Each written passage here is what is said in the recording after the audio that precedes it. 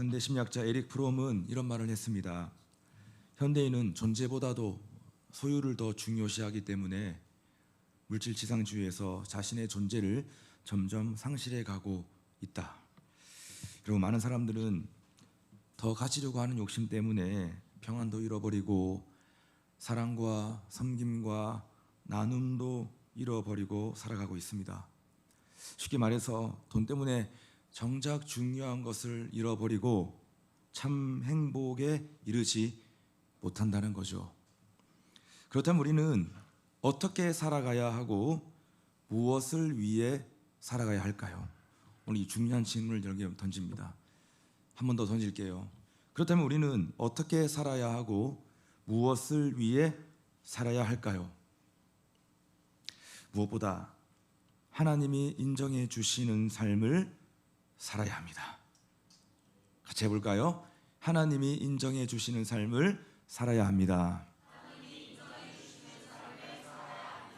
우리가 아무리 축복을 받고 떵떵거리며 살고 많은 사람들의 박수갈채를 받고 살아도 여러분, 하나님이 인정해 주시지 않으면 아무 의미가 없는 거예요.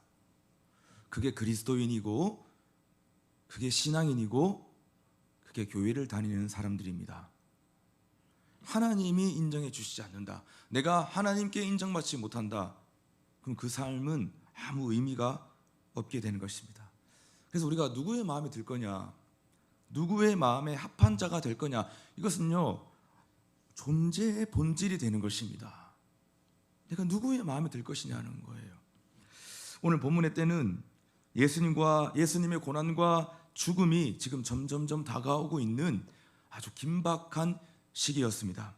그때 예수님은 지금 베다니라고 하는 마을에 살고 있었던 시몬의 집에서요 나병 환자였는데 그 시몬의 집에서 지금 식사를 하고 계셨습니다. 베다니라고 하는 마을은 그 유명한 마리아와 마르다 그리고 그의 오라버니 나사로가 살고 있었던 동네였습니다. 그 동네로 유명한 동네죠, 베다니. 여러분, 그런데 지금 예수님이 시몬의 집에서 지금 식사를 하고 계시는데요, 지금 갑자기 생뚱맞게 마리아가 갑자기 예수님께 나오더니 자신의 그 값비싼 향유를 지금 예수님의 머리에 다 부어버리는 거예요. 요한복음에서는 예수님의 발에 부어서 자신의 머리털로 예수님 발을 씻겼다, 좀 그렇게 기록하고 있습니다. 그러니까 어떤 마가복음, 마태복음은 이 향유를 예수님 머리에 부었고 요한복음에서는 예수님의 발에 부은 거예요. 어쨌건 동시에 일어났던 일이고 그리고 마리아가 했던 일입니다. 자, 그런데 왜 값비싼 그 향유를 지금 예수님께 부었을까요? 그 답을 예수님이 내려주세요. 마리아가 왜 향유를 내 머리에 부었는지 그 답, 마음을 깨뜨려 보시는 하나님, 그 예수님께서 그 답 이유를 내려주고 있어요. 오늘 본문 8절을 보니까 그는 힘을 다하여 내 몸에 향유를 부어 내 장례를 미리 준비하였느니라. 이 말이 뭐냐면 예수님은 세 차례에 걸쳐서 자신의 죽음을 예고한 바가 있거든요. 나는 죽을 거라고, 나는 십자가에 죽을 거라고. 이 십자가의 죽으심에 대해서 3번이나 예고를 했습니다. 제자들은 무심코 올려버렸어요. 귀뚱으로 들었습니다. 그러나 여러분, 예수님을 사랑했던 마리아는 그 예수님의 죽으심에 대한 그 경고를, 예고를 마음속 깊은 곳에 담고 있었던 거예요. 그 마음이 얼마나 여러분 아름다운 마음이었습니까? 예수님 죽는다고 하시는데, 예수님 그냥 헛되이 말씀하시는 분이 아닌데 진짜 예수님이 십자가에서 죽으시려나 보다. 그러면 내가 예수님의 장례를 준비해야지. 여러분, 그 장례를 준비하는 마음을 가지고 지금 마리아는 예수님의 머리에 향유를 부었던 것입니다. 그런데요, 이 향유를 허비한다고, 낭비한다고 비난하는 사람들이 있었습니다. 도리어 예수님은 그 비난하는 사람들 말에 그러지 말아라 라고 하시면서 예수님은 칭찬을 하셨는데, 예수님의 칭찬도 어떻게 하셨는지 보니까 9절 말씀 보세요. 어떻게 칭찬하셨냐면, 내가 진실로 너에게 이르노니 온 천하에서 어디서든지 복음이 전파되는 곳에는 이 여자가 행한 일도 말하여 그를 기억하리라 하시니라. 엄청난 칭찬입니다. 엄청난 인정이에요. 복음이 전파되는 곳에는 이 여자가 행한 일도 전파될 것이고 내가 그를 기억하리라. 야, 복음이 전파되는 곳에 이 여자가 행한 일이 전파가 된대요. 전해진다는 겁니다. 그리고 예수님은 이 일을 끝까지 기억하시겠다는 겁니다. 야, 여러분, 이보다 더 큰 칭찬이 있겠습니까, 여러분? 그래서 오늘은 이 예수님의 칭찬을 받았던 이 마리아의 신앙이 도대체 어떤 신앙이었는지 우리가 그 신앙을 한번 묵상해 볼 수 있는 시간 될 수 있기를 바랍니다. 첫째, 마리아의 신앙은 어떤 신앙이었냐면 기쁨으로 드리는 신앙이었다고 성경은 말하고 있습니다. 지금 모든 사람들이 식사 분위기에 휩싸여 있을 때 지금 마리아가 조용히 예수님께 나아가서 예수님 머리에 향유를 부었다고 했습니다. 예수님 기뻐하셨습니다. 예수님은 감동받아 하셨어요. 여러분, 이 여인의 헌신이 왜 예수님께 기쁨이 되고 감동이 되었을까요? 그 이유는 누가 시켜서 억지로 한 것이 아니라 자원하는 마음으로 한 것이기 때문입니다. 다시 말해서 누군가의 강요에 의해서 한 것이 아니라 기쁨으로 했던 것이기 때문입니다. 여러분, 본문을 가만히 보면 마리아는 정말 예수님을 사랑했던 것 같아요. 그러니까 예수님을 너무 사랑하니까 예수님께 드리는 것이 너무 기쁨이었고, 아니 드리지 않고는 견딜 수가 없었던 마음 아니었겠습니까? 너무 사랑하니까 드리는 것이 너무 기쁨이고 행복이었던 겁니다. 자, 그런데요, 여기서 많은 사람들의 궁금점이 있습니다. 이 시대를 살아가는 많은 사람들도 궁금점이 있어요. 진짜 궁금한 게 있어요. 아니, 이런 일이 어떻게 가능했을까? 어떻게 이 일을 했을까에 대한 부분인 거예요. 그 이유가 뭐냐? 왜 이 일이 가능했느냐? 받은 은혜 때문이었습니다. 죽은 오라비 나사로를 살려주신 사건, 자유를 주시는, 나에게 자유를 주시는 예수님의 말씀과 그 가르침, 이 모든 것들이 다 마리아가 예수님께 받았던 은혜였습니다. 가족이 죽었는데 살아났고, 예수님 때문에, 예수님의 그 가르침과 말씀 때문에, 야, 나는 맨날 어딘가에 묶여 살았는데, 어딘가에 짓눌려 살았는데, 모든 사람들한테 눌리고 살았고, 사회로부터 눌리고 살고, 상황과 환경과 나를 모든 것이 다 억누르고 있는데, 예수님의 그 말씀과 가르침을 들으면, 야, 내 마음이 너무 자유롭게 되는 거예요. 내 마음에 너무나 기쁨이 넘치는 거예요. 평안이 임하는 것입니다. 이것이 마리아가 주님으로부터 받았던 뭐라고요? 은혜였다는 것이에요. 여러분, 우리가 누군가로부터 은혜를 받으면 그 사람에게는요, 아까운 것이 없는 법입니다. 한 번씩 배은망덕한 사람이 있긴 하지만 그건 독특한 거고요. 보통의 사람들은 다 은혜를 받으면 절대 그 사람에게 하는 거 아까워하지 않습니다. 여러분, 우리가 받은 최고의 은혜가 무엇일까요? 오늘 또 은혜 받은 자로 저 앞에 나와 지금 예배하고 있는데, 우리가 받은 최고의 은혜가 무엇일까요? 로마서 5장 8장 그것을 우리에게 선포해 주고 있습니다. 무엇이죠? 같이 선포해 봅시다. 시작. 우리가 아직 죄인 되었을 때 그리스도께서 우리를 위하여 죽으심으로 하나님께서 우리에 대한 자기의 사랑을 확증하셨느니라. 아멘. 여러분, 이 보니까 이 말씀은 내가 여전히 죄인 되었을 때, 내가 막 잘할 때, 홈런 칠 때, 칭찬받은 일을 했을 때가 아니라 내가 여전히 죄인일 때, 죄의 장아찌로 삶을 살아갔을 때, 그때 예수님이 나를 위해 죽어주셨고 그 죽음으로 말미암아 하나님의 사랑을 증명하셨대요. 여러분, 우리는 그 사랑을 통해서 죄인에서 의인된 자로, 생명을 받은 자로, 구원받은 자로 삶을 살아가게 된 것입니다. 자, 이게 정말 우리가 받은 최고의 은혜라고 한다면, 이것이 바로 복음의 은혜라고 한다면, 우리는 내 삶과 내 마음을 하나님께 내어드리게 되어 있습니다. 그래서 진짜 은혜 받은 사람들의 고민이 뭔지 아세요? 진짜 이 복음의 은혜를 받은 사람들, 이 하나님의 사랑과 은혜를 받은 사람들의 늘 하는 고민이 뭐냐면 시편 116편 12절의 고민입니다. 뭘까요? 시작.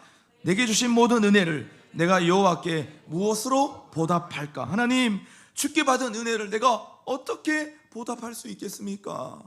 하나님, 내가 살아났는데요. 하나님, 내가 건짐을 받았는데, 내가 구원을 받았는데, 내가 지금도 하나님의 사랑, 하나님의 힘과 하나님의 능력을 의지하고 삶을 살게 되었는데, 내가 무엇으로 이 하나님의 은혜에 내가 보답할 수가 있겠습니까? 여러분, 이것이 진짜 은혜 받은 자들의 고민이고 정말 예배하는 자들의 마음과 중심과 고민인 것이에요. 이처럼 마리아는 예수님께 받은 은혜가 있었기에 예수님을 누구보다도 뜨겁게 사랑하게 되었고 기쁨으로 향유 옥합을 깨트려 예수님께 부어드릴 수가 있었던 것입니다. 자, 그런데요, 이 은혜의 마음 없이 우리가 정말 억지로 한다면 어떻게 되겠습니까? 억지로 한다면 그 사람의 마음은 지옥일 겁니다. 피곤하고 짜증이 나고 원망스럽고, 여러분, 억지로 하는 자에게는 엄청난 부작용이 있어요. 제가 사역 오래 했잖아요. 그래도 정말 은혜에 감격하고 감사해서 하는 사람, 그 정말 신앙이잖아요. 그런데 정말 억지로 한다는 것은 뭐냐면 100% 종교 행위거든요. 억지로 하게 되면 엄청난 부작용이 일어나요. 그 사람은 절대로 생명력 있는 삶을 살 수가 없는 것이죠. 여러분 아시죠? 무게도 거리도 많고 작음도 다 마음에 달려 있는 것입니다. 아무리 무거워도 마음이 있으면 가벼운 거고요, 아무리 먼 거리도 마음이 있으면 가깝게 느껴지는 것입니다. 다시 말해서 사랑하는 마음이 있으면 주는 것 자체가 기쁨이고 행복인 것입니다. 그래서 이런 말이 있잖아요. 사랑 없이는 줄 수 있어도 안 주는 사랑은 없다. 사랑 없이 줄 수 있어요. 그냥 내 이목, 내 체면 때문에. 그런데 여러분, 안 주는 사랑은 없대요. 내가 진짜 사랑하면 다 주게 되어 있대요. 여러분, 그래서 부모는 자식에게 주는 사랑을 하는 거예요. 자식이 나한테 뭐 주는 거 없어도 끊임없이 죽을 때까지 부모는 자식에게 주는 사랑을 하는 거예요. 왜? 사랑하기 때문에. 안 주는 사랑은 없는 것입니다. 같이 해볼까요? 안 주는 사랑은 없다. 사랑하는 여러분, 오늘 말씀 안에서 우리 한번 우리의 마음을 한번 돌아보았으면 좋겠습니다. 나는 은혜 안에서 주의 일을 기쁨으로 감당하고 있는가? 자원하는 심령으로 지금 내 삶을 내어 드리고 있는가? 오늘 본문의 마리아처럼 내 마음속에서 은혜의 샘물이 넘쳐나 기쁨으로 내 삶을 내어 드릴 수 있는 참된 신앙이 우리 가운데 회복될 수 있기를 주님의 이름으로 축원합니다. 두 번째 마리아 신앙, 어떤 신앙이었냐면 계산하지 않고 최고의 것을 드리는 신앙이었다고 말씀하고 있습니다. 여러분, 오늘 본문 3절 말씀 한번 보시겠어요? 3절 같이 시작. 예수께서 베다니 나병 환자 시몬의 집에서 식사하실 때에 한 여자가 매우 값진 향유 곧 순전한 나드 한 옥합을 가지고 와서 그 옥합을 깨뜨려 예수의 머리에 부으니, 지금 마리아는 나드라고 하는 향유 옥합을 깨뜨려 예수님의 머리에 부었다고 했습니다. 향유 옥합, 향유인데 그 향유의 이름이 나드, 그것도 순전한 나드, 그냥 막 물 섞인 있는 그 향유가 아니라 정말 순전한 나드, 그 향유라고 말합니다. 자, 나드는 어떤 향유였냐면 인도에서 생산되는 아주 값비싼 향유였습니다. 저기 인도 히말라야 산맥에서 채취되는 여러분 그런 향유였는데요, 이게 지금 어느 정도의 가치가 되는지 돈밖에 몰랐던 가룟 유다가 아주 친절하게 여러분 계산을 해 놓았습니다. 이게 어느 정도의 가치가 되냐면요, 그의 계산에 따르면 이 순전한 나드는 약 300데나리온에 해당되는 가치였다고 말합니다. 300데나리온, 이게 얼마냐면 지금의 한화로 우리가 환산을 해보면요 3천만 원에서 4천만 원 정도 되는 가치입니다. 여성의 몸으로 이 정도의 것을 바쳤다는 거 대단한 거죠. 정말 대단한 겁니다. 그래서 예수님이 이렇게 표현했잖아요. 이야, 어떻게 표현했냐면 오늘 8절 보니까 그녀는 힘을 다하여 내 몸에 향유를 부었다고 말하고 있어요. 힘을 다하여 내 몸에 향유를 부었다. 이게 궁금해가지고 NIV 성경 찾아보니까 She did what she could라고 번역되어 있습니다. She did, 그녀는 다 했다는 거예요. 무엇을? What she could, 자기가 할 수 있는 것을 다 했다는 거예요. 자기가 할 수 있는 것을 다 했다, 그게 지금 힘을 다했다라고 번역한 거예요. 그러니까 올인 했다는 겁니다. 올인. 어떻게 자기에게 가장 귀한 것을 주님께 드릴 수 있었을까요?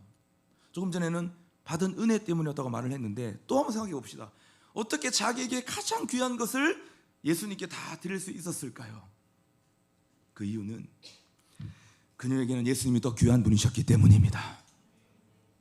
그것도 귀한 것이지만 예수님이 더 귀한 분이셨기 때문에 자기의 가장 귀한 것을 예수님께 드릴 수가 있었던 겁니다. 철저하게 가치 판단이 들어간 거예요.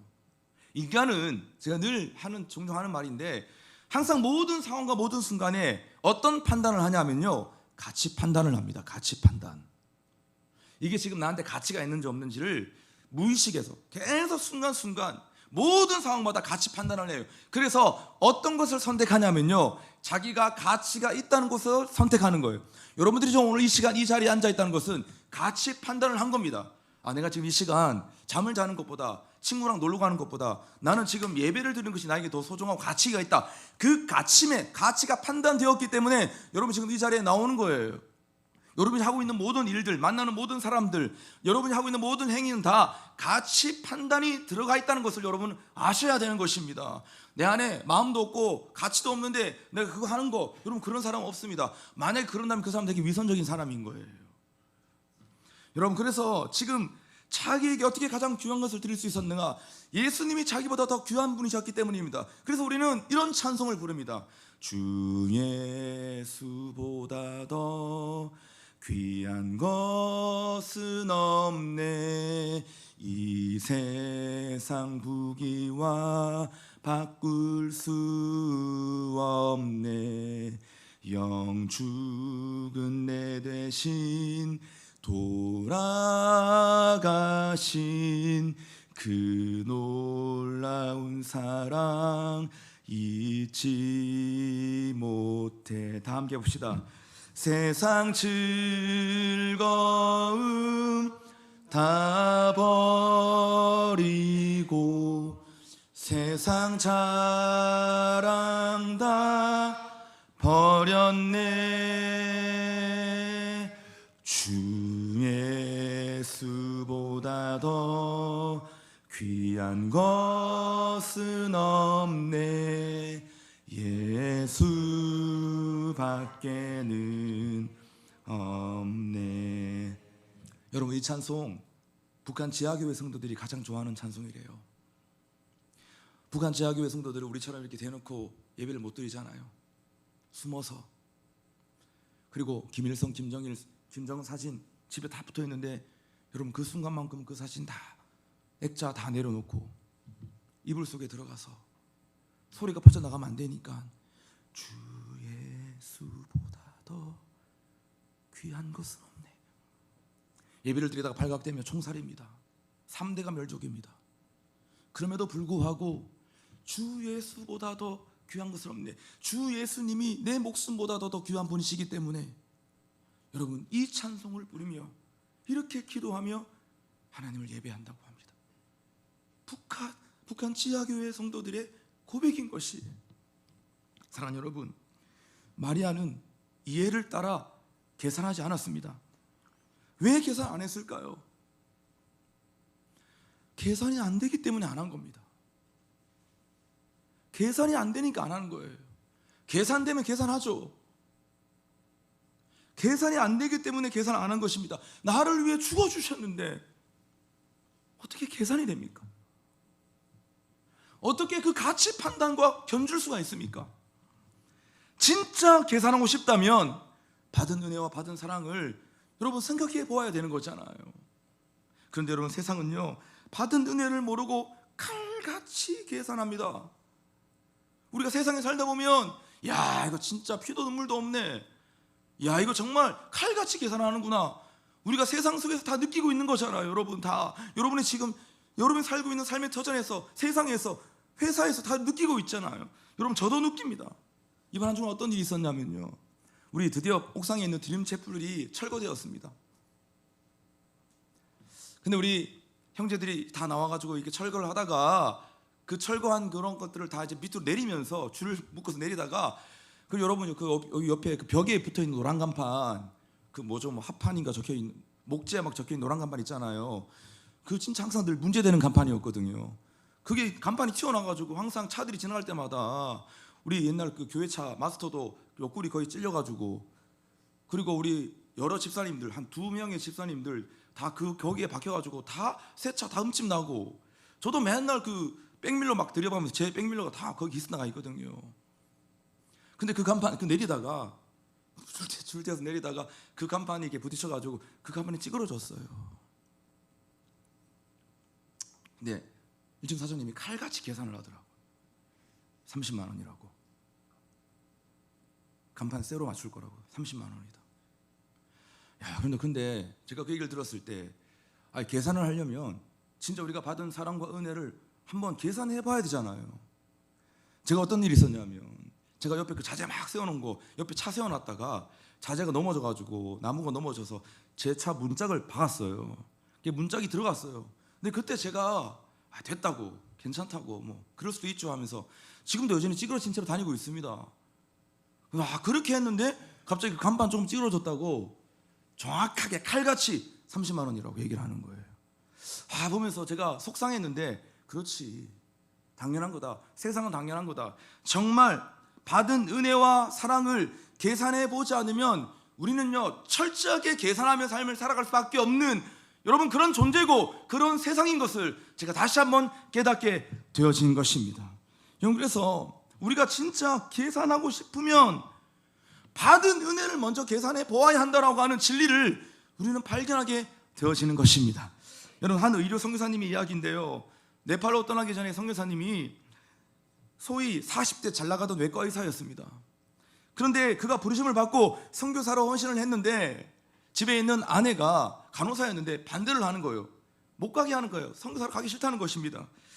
그럼에도 불구하고 남편이 너무 확고하니까 이 아내 되는 분이 이렇게 타협을 하는 거예요. 그러면 우리 부모님들 다 돌아가시면 그때 우리가 가벼운 마음으로 떠납시다, 이렇게 제안을 했는데, 그럼에도 불구하고 남편의 대답은 가야 한다는 겁니다. 그래서 또 생각을 해본 거예요.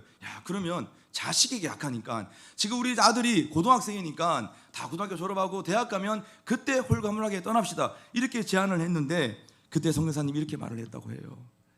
나도 지금의 내 나이 외과 의사로서 최고의 실력을 발휘할 수 있는 나이예요. 내 인생의 황금기를 주님께 드리고 싶소. 그러자 남편의 말에 할 말이 없어서 그 의견을 따르고 선교사로 떠났다고 합니다. 내 인생의 황금기를 드리겠다는 이 고백, 주님이 얼마나 기뻐하셨을까요? 여러분, 서양 속담에 이런 말이 있습니다. 달걀을 깨뜨리지 않으면 오믈렛을 만들 수가 없다. 여러분, 자신의 옥합을 깨뜨리지 않으면 예수님께 향유를 부어드릴 수가 없다는 것입니다. 여러분, 세상에서 대가시불이 없는 헌신, 권리 포기 없는 헌신이 어디 있습니까? 그런 법은 없습니다. 여러분, 막 불금을 즐기고 싶은 마음도 있고, 또 성령 집회에 나와서 성령의 불을 받고 싶기도 하고, 이런 법은 없습니다.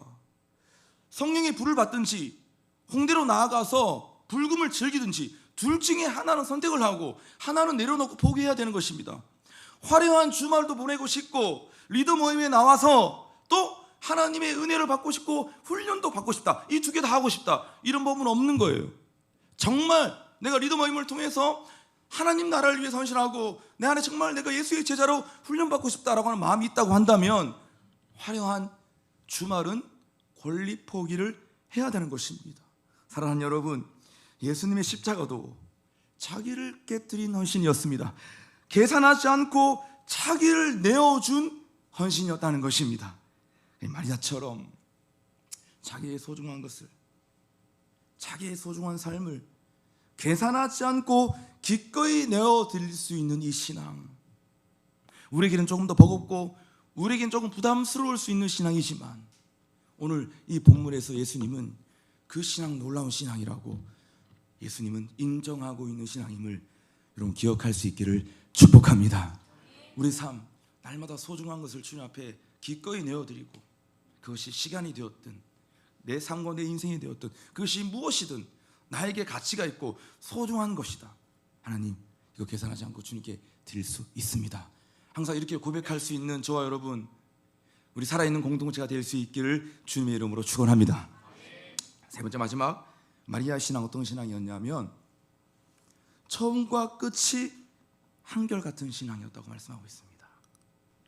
마리아가 순수한 마음으로 지금 300데나리온에 해당되는 향유를 예수님께 부었다고 말했습니다. 그때 예수님을 팔았던 가룟 유다가 시비를 걸고 지금 비난을 하고 있어요. 본문 4절과 5절인데요. 우리 같이 한번 읽어봅시다. 시작. 어떤 사람들이 화를 내어 서로 말하되 어찌하여 이 향유를 허비하는가? 이 향유를 300데나리온 이상에 팔아 가난한 자들에게 줄 수 있었겠도다 하며 그 여자를 책망하는지라. 지금 가룟 유다만 책망하고 비난했던 것이 아니라 진짜 불편한 진실인데요, 예수님의 제자들도 똑같이 비난하고 책망했습니다. 마태복음의 이야기를 보면 그렇게 나와 있습니다. 마태복음 26장 8절 보십시오. 제자들이 보고 분개하여 이르되, 제자들이라고 했잖아요. 제자들이 보고 분개하여 이르되 무슨 의도로 이것을 허비하느냐. 여러분, 가룟 유다와 이 제자들의 이 반응은 도대체 어떤 반응일까? 그 마음의 의도는 도대체 어떤 의도일까에 대해서 정말 궁금합니다. 아니, 예수님께 직접 부었잖아요, 향유를. 근데 그걸 보고 시비를 걸고 비난을 하는 거예요. 도대체 이들의 마음은 어떤 마음이었을까? 이들이 담겨있는 그 내면의 마음은 두 가지로 추격할 수 있는데요, 첫째는 돈의 마음이 빼앗겨서 판단력을 잃어버린 겁니다. 항상 우리는 돈의 마음을 빼앗기면 판단력을 잃어버립니다. 그래서 잘못 판단해서 실수하고 그 실수는 엄청나게 우리가 감당해야 될 대가 지불이라는 것을 낳습니다. 그래서 우리가 항상 돈 앞에 우리가 너무 막 정신이 나가면 안 되는 이유가 뭐냐면, 순간적인 잘못된 선택이 내 삶을 망쳐버릴 수 있기 때문입니다. 판단력을 상실한 거예요. 두 번째가 뭐냐면, 저는 이게 크다고 생각해요. 자기는 그렇게 하지 못하는 것에 대한 시기와 질투의 마음이에요. 자기는 그렇게 하지 못하는 것에 대한 시기와 질투의 마음입니다. 여러분, 우리가 선한 일을 하면요, 늘 칭찬과 격려만 있을 것 같은데 여러분, 그렇지도 않습니다. 내가 착한 일, 좋은 일, 선한 일 하잖아요. 그럼 사람들 다 100% 다 칭찬해주고 격려해줘야 되는데, 여러분, 그렇지 않을 때가 있습니다. 그 대신 비난의 화살이 우리에게 날아올 때가 있다는 것을 우리 이제 이 정도 살았으면 알아야 됩니다. 그냥 우리가 어릴 때는 야, 내가 착한 일 하고 좋은 일 하면 칭찬해 주겠지, 그냥 그렇게 순수한 마음으로 살 수 있잖아요, 깨끗한 마음으로. 여러분, 그런데요, 세상은 그렇지 않습니다. 주변에 있는 사람들, 심지어는 내 가족까지도 그렇지 않아요. 이해할 수 없다고. 왜 그런지 모르겠다고. 그래서 어떻게 본다면 가장 가까이 있는 사람이 동의를 받는 것이 가장 어려운 것일 수 있어요. 그래서 선한 일을 하는 사람은 항상 사람들로부터 세 가지를 포기해야 되는데, 무엇을 포기해야 되냐면요, 첫째는 사람들의 칭찬, 둘째는 사람들의 인정, 셋째는 사람들의 보상 심리를 포기해야 됩니다. 누구나 다 인간은 자기가 착한 일하고 선한 일하고 좋은 일 하잖아요. 그러면 자기도 모르게 그 기대해요. 칭찬해 주겠지, 인정해 주겠지.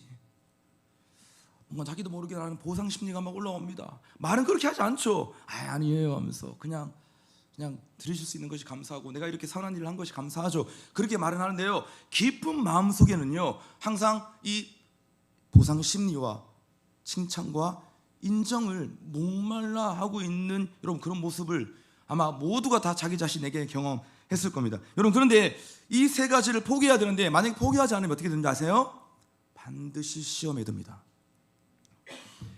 야, 내가 어떻게 헌신했는데 나한테 이럴 수가 있어. 마음이 상하고 상심이 되는 겁니다. 야, 내가 어떻게 했는데. 저는요, 지금까지 사역하면서 제가 젊은이들 사역 많이 했고 또 장년들과 관계하면서 했는데 진짜 이런 경우 많았습니다.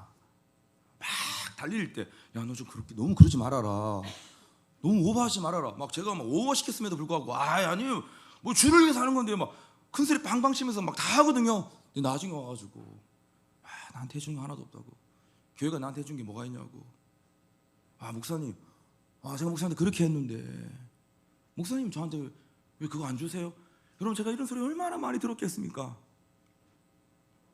근데 그게 특별한 게 아니고 모든 인간의 마음이고 모든 사람의 마음인 것입니다. 그래서 처음과 끝이 한결 같으려면 칭찬과 인정과 보상 심리를 우리가 포기해야 한다는 것입니다. 갈라디아서 6장 9절 말씀 보니까 우리가 선을 행하되 낙심하지 말지니. 여러분, 선을 행하다가 낙심하지 마십시오. 그 낙심은 마귀가 주는 것입니다. 마리아는 사람들의 비난과 공격에도, 오늘 본문 보세요. 지금 가룟 유다가 비난하고 제자들조차도 막 비난하고 공격하고 있는데, 여러분, 마리아는 절대 낙심하지 않았습니다. 시험에 들지 않았습니다. 한결같이 예수님을 사랑하고 예수님을 향한 뜨거운 마음을 가지고 있었던 것을 우리는 보게 되어지는 것입니다. 선한 일을 한 후 때로는 욕을 먹고 때로는 비난의 화살이 우리 가운데 날아온다 할지라도, 우리가 진짜 하나님의 사람이라고 한다면 그걸 알고도 우리는 끝까지 그 선한 일을 선택할 수 있는 그런 사람들이 되어야 될 줄로 믿습니다. 여러분, 오늘 제가 여러분에게 위해서 짧은 영상 하나 준비했는데요. 이 영상 보고 제가 마무리를 하려고 하는데 잠깐 보시겠습니까?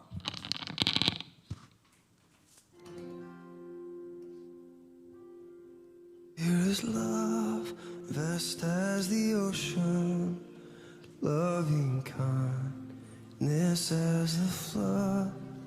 And when the Prince of Life our ransom shed for us His precious blood, who is love, will not remember, and who can cease to sing His praise? He will never be forgotten throughout heaven's eternal day.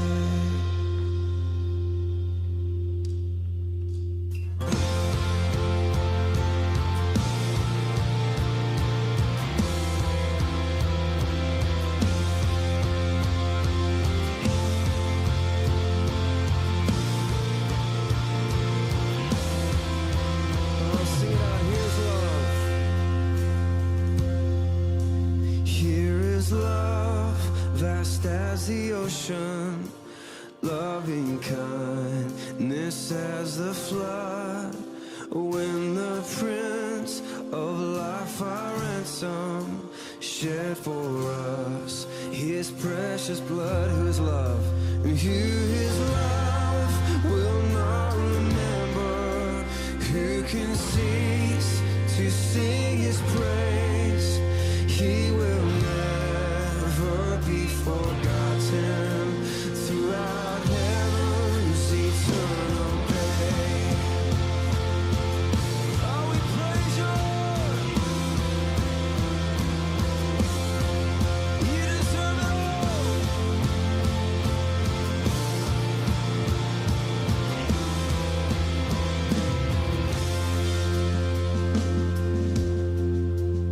On the mount of crucifixion, fountains open deep and wide. Through the flood gates of God's mercies flow a vast and gracious tide. Grace and love like mighty rivers pour incessant from above. In heaven's peace and perfect justice kiss together. See who is love, and you His love will not remember, and who can cease to sing His praise? And He will never be forgotten throughout heaven's eternal day. Thank You, Lord. Thank You, Lord.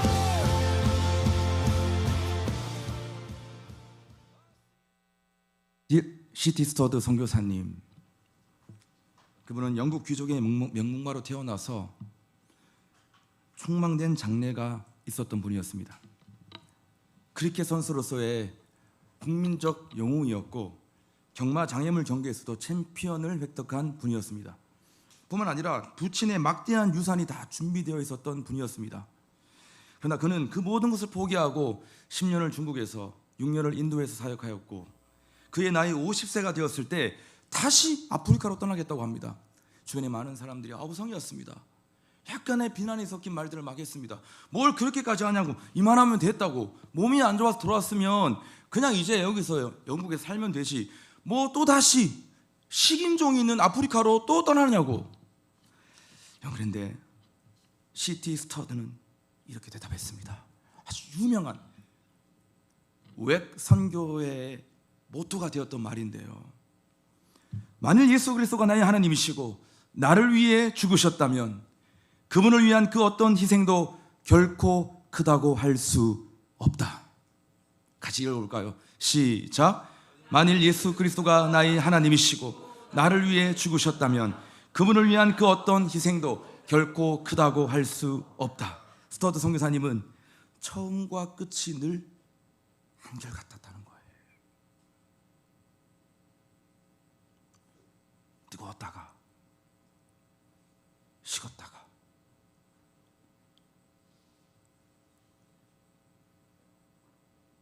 막 헌신했다가